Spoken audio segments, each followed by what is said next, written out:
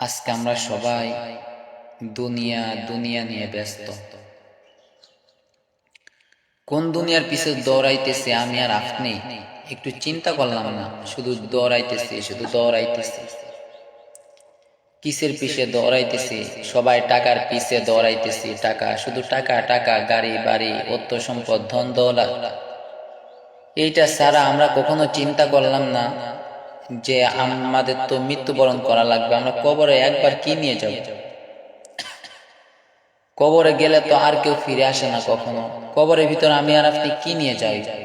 একটু চিন্তা করলাম না? একদিন আমরা সব সময় চিন্তা করি যে আমরা দুনিয়াতে কি খেয়ে বেঁচে থাকবো, কেমনে বিল্ডিং উঠাইবো, কেমনে গাড়ি বাড়ি করব, কেমনে ছেলে সন্তানদেরকে খাওয়াইতে হইব, কেমনে মানুষ আমাকে ভালো বলবে, এই চিন্তাটা করলাম। কিন্তু আমি আর আপনি যেখানে অনন্তকাল, যেখানে গেলে আর কেউ ফিরে আসতে পারে না, ওইখানের জন্য আমি আর আপনি কি করলাম, কি নিয়ে গেলাম? আমি আর আপনি তো এত টাকা কামাই করতেছি, এত গাড়ি বাড়ি বানাইতেছি, এত অর্থ সম্পদ বানাইতেছি, ছেলে সন্তান আছে, স্ত্রী আছে, মা বাবা সবাই আছে। কিন্তু আমি আর আপনি যখন মৃত্যুবরণ করব, তখন আমার আর আপনার সাথে কি যাবে? এই টাকাটা কি যাবে নাকি? এক টাকাও যাবে না ভাই, এক টাকাও যাবে না। দেখেন, কোটি কোটি টাকার মালিক দুনিয়া থেকে মৃত্যুবরণ করার সাথে সাথে ওর গায়ে যে কাপড়টা, তাকে কাপড়টা পর্যন্ত খুলে রাখে মা বাবা, ভাই বোন, বন্ধু বান্ধব সবাই, পাড়া প্রতিবেশী।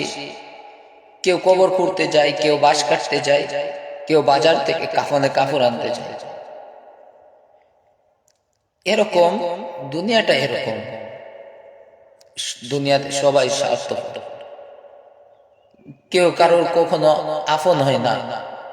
দুনিয়াতে যতই বলে আমি তোমার পাশে আছি, তোমার কোনো চিন্তা নাই, কোনো দুঃখ নাই, কোনো কষ্ট নাই,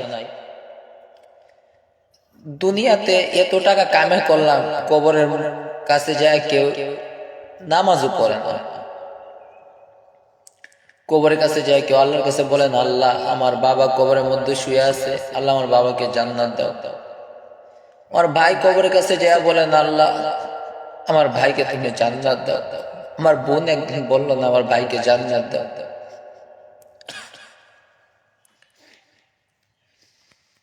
কাদের পিছে দৌড়াইতেছি? কোন দুনিয়ার পিছে? এই দুনিয়ার পিছে দৌড়াইতে দৌড়াইতে আমি আর আপনি 60 বছর 70 বছর বাঁচবো, ঠিক আছে,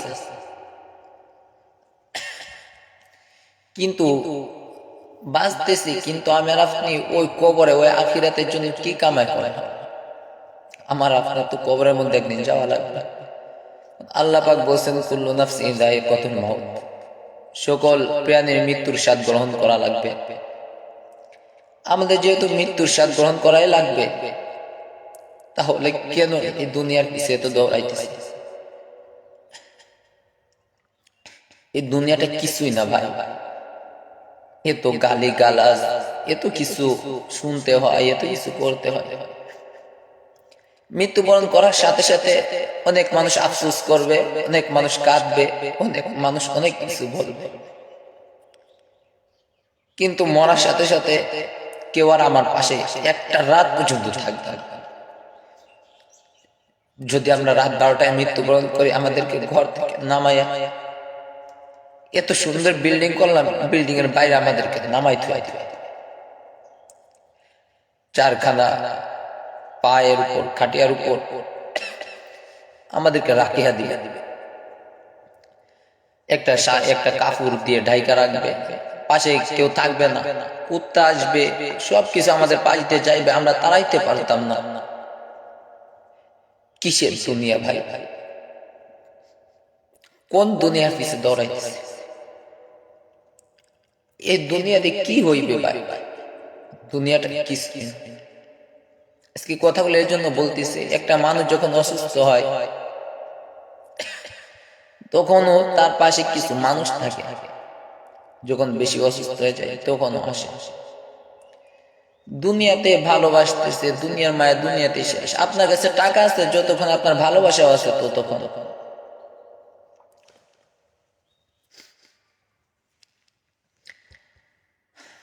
আপনি যখন টাকা কামাই করবেন, আপনার বন্ধু, আপনার বান্ধবী, আপনার আত্মীয় স্বজনেরা আপনাকে সবাই খোঁজ নিবে, খবর নিবে, সবাই আপনার সাথে যোগাযোগ করার জন্য অনেক অনুরোধ করবে। কিন্তু যখন আপনার কাছে টাকা থাকবে না, তখন আপনার কেউ খোঁজ খবর নিবে না। এটা ভাই দুনিয়াতেই দেখেন, একজন শিল্প মন্ত্রী, একজন এসপি, ডিসি, সবাই বেঁচে থাকতে সবাই তাদের খোঁজ খবর নেয়, সবাই তাদের কাছে যায় আসে। কিছুদিন আগে নায়ক ফারুক মারা গেল, তা জানা যায় দেখেন কয়েকজন, মাত্র একজন আলেম গেছে হয়তো, আর সবাই মূর্খ মানুষ, মূর্খ সমাজ, তার কেউ জানা যায় পড়তেও পারে। আমার আপনার যদি জিন্দগিটা এরকম হয় যে আমি আর আপনি আমল করলাম না, সব জিন্দগিটা 60 বছর 70 বছর বাঁচিয়ে যদি জীবনটা বরবাদ করিয়া দেয়, লাইফটাই নষ্ট করে দেয়, আমল করলাম না, কোনো কিছু করলাম না, আল্লাহর ইবাদত করলাম না, রাসূলের সুন্নাত মানলাম না, তাহলে আমার আপনার জানাজা কিরকম হবে, কবরের মধ্যে কিরকম হবে? দুনিয়ার বাহাদুরি, দুনিয়ার রং তামাশা, দুনিয়ার টাকা পয়সা, গাড়ি বাড়ি, সব দুনিয়াতেই শেষ, কিছুই কবর নিতে পারবেন না, কিছুই না। এই জন্য বলে দুনিয়াতে অনেক গুনাহ করি, অনেক কিছু করি, জানি না কখনকার মৃত্যু আসে। এখনো মারা যাইতে পারি, আবার 40 বছর বাঁচিয়াও তবে মরতে পারি, কোনো গ্যারান্টি নেই। আল্লাহ পাক যেন, আল্লাহ পাকের যে বিধি বিধান আছে এইগুলা মানিয়া যেন আল্লাহ পাকের যে কুদরতি পা আছে সেখানে সিজদা দেওয়ার মতো তৌফিক দান করেন, যেন আমাকে প্রথমে নামাজিওয়ালা বানায়, দিনদার ফরজগার বানায়, মুত্তাকি বানায়, হিংসা মুক্ত জিন্দেগি গড়ানোর আমাকে আল্লাহ যেন তৌফিক দেয়। আপনাদেরকেও আল্লাহ পাক যেন এই দুনিয়ার রং তামাশা, দুনিয়ার টাকা পয়সা, গাড়ি বাড়ির প্রতি লোভ না করিয়া আল্লাহ পাক যেন সবাইকে আখিরাতের পথে ধাবিত হওয়ার মতো তৌফিক দান করেন, আমিন। সবাইকে যেন আল্লাহ পাক নামাজওয়ালা বানায়া দেয়, আমিন। আল্লাহ পাক যেন আমাদের সবার মনে ভালোবাসা সৃষ্টি করিয়া সবার সাথে সবার মিল মহব্বত হয়ে যেন কবরে যাইতে পারি, আল্লাহ পাক যেন আমাদেরকে তৌফিক দেন, আমিন।